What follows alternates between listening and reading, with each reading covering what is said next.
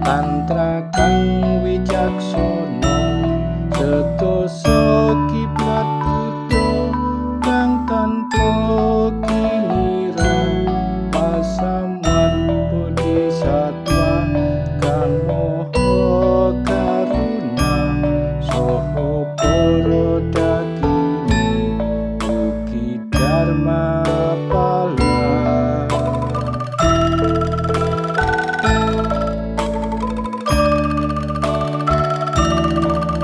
Sumbering culika kang tanpa winates tan kendhat ngejer lahir batin nalongso dan dipitulung guru kang moho asih cahya suci triratna tansah ngayomi.